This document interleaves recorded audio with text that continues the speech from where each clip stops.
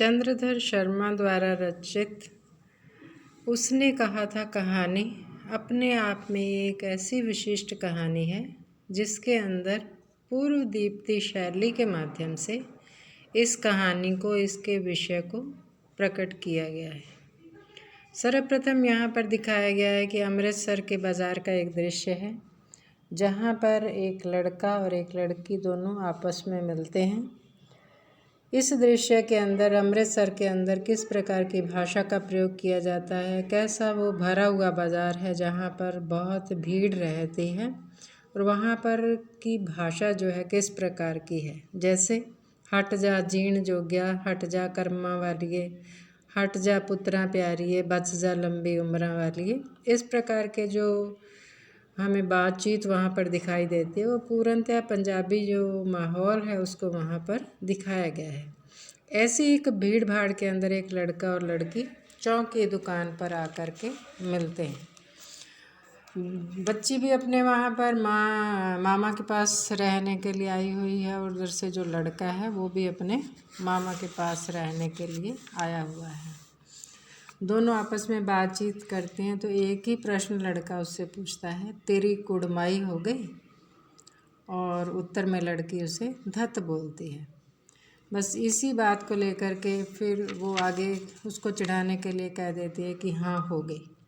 उसका ये जो हाँ कहना है, वो एक छोटी आयु का लड़का है लेकिन उसे जो उसका हाँ कहना है वो बर्दाश्त नहीं होता। वो जाते जाते एक लड़के को धकेल देता है। एक छाबड़ी वाला है, उसकी दिन भर की जो कमाई होती है वो गिर जाती है। एक कुत्ते को पत्थर मारता है और जो गोभी वाले का ठेला है उसके ऊपर भी दूध उंडेल देता है और सामने से कोई नहाकर आ रही वैष्णवी होती है उससे टकरा जाता है और इस प्रकार वो अपने घर पहुंच जाता है। पहला दृश्य जो है यहाँ पर समाप्त हो जाता है। उसके बाद अगला जो दृश्य दिखाया गया है वो विश्व युद्ध का है जिसके अंदर भारत की तरफ से फ्रांस में जो सैनिक हैं भेजे गए हैं, उन सैनिकों के अंदर जो पलटन गई है वो एक सिख रेजिमेंट है जिसके अंदर जो लहना सिंह हैं वो मुख्य पात्र जो जिसकी हम चर्चा करेंगे वो हैं। ये लहना सिंह वही लड़का है जो उस दिन उस एक छोटी लड़की से बाज़ार में मिला था। ये उसके बहुत बाद की स्थितियाँ हैं। तो लहना सिंह उसके बाद फ़ौज में भर्ती हो गया है और उसके साथ में जो हैं सूबेदार हजारा सिंह हैं, इसके अतिरिक्त कीरत सिंह है, ये बहुत सारे जो पात्र हैं, वजीरा सिंह, ये सब उस पलटन का हिस्सा हैं। वो वहाँ पर जाते हैं तो वहाँ पर जिस प्रकार का वातावरण होता है कि वहाँ पर रहने की जो है किस प्रकार की उनकी स्थितियाँ हैं। बारिश हो रही है जिसके कारण उनका वहाँ पर खंदकों के अंदर जो रहना है उसकी जो मुश्किलें हैं उनको वहाँ पर दिखाया गया है। इसके अतिरिक्त उसने यहाँ पर ये भी दिखाया गया है कि जो लोग सैनिक होते हैं या युद्ध में होते हैं वो अपनी कहावतें, मुहावरे, अपनी भाषा का प्रयोग किस प्रकार से करते हैं। कि जैसे उन्होंने एक इसके यहाँ पर दिया कि जो घोड़ा होता है उस पर सवार होकर उसे नियमित रूप से घुमाना पड़ता है। अगर नहीं घुमाते हैं तो वो बिगड़ जाता है और अपनी चाल भूल जाता है। इस प्रकार वो स्थितियाँ जो हैं युद्ध की वो वहाँ पर दिखाई गई हैं। इसी बीच वहाँ पर ये दिखाया है कि उनका जो पलटन का जो साहब है वो वहाँ पर आकर उन्हें आदेश देने के लिए आता है, लेकिन लहना सिंह उसको समझ जाता है कि वो जो आया है वो वास्तव में उनका साहब नहीं है। तो वो क्या करता है कि उसकी जांच करने के लिए वो उसको कहता है। वो क्या कहता है उसके बारे में बताती हूँ। वो कहता है कि आप पिछले साल नकली लड़ाई के पीछे जगाधरी के किले में शिकार करने गए थे। वहीं पे आप जब एक खोते पर सवार थे और आपका खानसामा जो है अब्दुल्ला रास्ते के एक मंदिर में जल चढ़ाने गया था और तभी वहाँ से एक नीलगाय निकली और ऐसी बड़ी कि मैंने नहीं देखी कभी भी। और उस नीलगाय के कितने बड़े बड़े सींग थे, 2-2 फुट के होंगे। और इस प्रकार जब वो देखता है कि जो पलटन साहब हैं वो आगे से उसे सिगरेट देते हैं कि सिगरेट जो है आप सिगरेट पियो, तो वो समझ जाता है कि किस प्रकार से एक जो सिख रेजिमेंट का बंदा है वो सिगरेट नहीं पिएगा। इस प्रकार जो अपनी चतुराई के माध्यम से लहना सिंह ये भांप लेता है कि ये जो आने वाला व्यक्ति है ये दुश्मन की सेना का है, और उसको वो पकड़ लेते हैं। और उस पकड़ने के दौरान ही जो है उसके जांघ में गोली लग जाती है, और जिसके बारे में वो किसी से भी चर्चा नहीं करता है। और इस प्रकार एक युद्ध की स्थितियां जो हैं वो दिखाई गई हैं कि किस प्रकार से जो जर्मन आते हैं उनके साथ उनकी किस प्रकार की लड़ाई होती है, और फिर वो किस प्रकार की उनकी भाषा है कि अकाल सिखां दी फौज आई, वाहे गुरु जी दी फतेह, वाहे गुरु जी का खालसा, सत श्री अकाल पुरुष। और लड़ाई इस प्रकार ख़त्म हो जाती है। सिखों में से जो सिख पलटन है उसमें से 15 के प्राण चले जाते हैं, और सूबेदार के दाहिने कंधे में से गोली जो है आर पार हो जाती है, और लहना सिंह की पसली में भी एक गोली लग जाती है। लेकिन वो अपने घाव को जो खंदक की गीली मिट्टी है उससे भर लेता है, लेकिन वो बताता नहीं है। इसी प्रकार जो दूसरी उनकी सेना आ जाती है वहाँ पर आकर के वो जो मिल जाते हैं, और इस प्रकार वो युद्ध के अंदर 15 सैनिकों के अलावा बाकी की सेना जो है बच जाती है।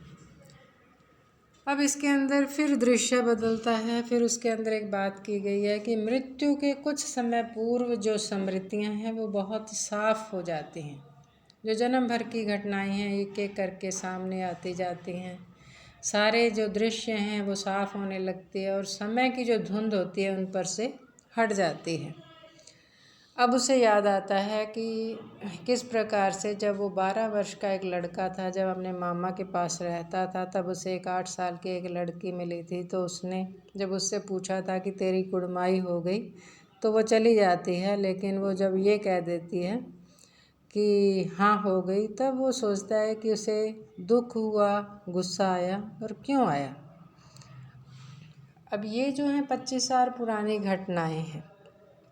बाद में वो भूल चुका होता है कि वो सारी घटनाओं को। लेकिन वो सूबेदार के जब युद्ध के लिए आना होता है तो सूबेदार के घर जाता है, और क्योंकि सूबेदार से उसे कुछ सामान चाहिए था जो उसने भेजना था। तो जब वहाँ पहुँचता है तो वहाँ पर पता चलता है कि जो सूबेदारनी है वो उसे जानती है। जब वो अंदर जा कर के उसे देखता है तो वो कहती है कि मुझे पहचाना, तो वो कहता है कि नहीं। तो वो कहती है कि तेरी कुड़माई हो गई, धतकल हो गई, देखते नहीं रेशमी बूटों वाला सालू, अमृतसर में। इस प्रकार उनकी जो मुलाकात है तब होती है। तब वो सूबेदारनी कहती है कि मैंने तो तुम्हें पहले ही पहचान लिया था, लेकिन मेरे तो अब भाग फूट गए हैं। कि सूबेदार को बहादुरी का खिताब दे करके अब उन्होंने वहाँ पर फ़ौज में वापस बुला लिया है युद्ध लड़ने के लिए, और उसी में मेरा बेटा भी है जो एक साथ गया है। अगर अब दोनों चले जाएंगे तो मेरी जीवन का क्या होगा। तो वो उसे याद दिलाती है कि एक दिन तांगे वाले का घोड़ा जब बिगड़ गया था तब तुमने मेरे प्राण बचाए थे। अब मेरे पति और बच्चे के भी प्राण तुम ही बचाओगे। इस प्रकार जो सूबेदारनी उससे कह कर के चली जाती है, और उस उन्हीं के वचनों की जो रक्षा करते हुए जो लहना सिंह है, सूबेदार के गोली लगने पर उसे हॉस्पिटल में जल्दी भिजवा देता है और खुद नहीं जाता, और वो वजीरा को कहता है कि तुम जा कर के ये बात कहना कि मैंने अपना जो वचन है वो पूरा कर दिया है। और इतना कह कर के उसके प्राण निकल जाते हैं। और बहुत कुछ ही दिनों के बाद जो लोग हैं अखबारों में पढ़ते हैं कि फ्रांस और बेल्जियम 68वीं सूची मैदान में घावों से मरा नंबर 77 सिख राइफल जमादार लहना सिंह।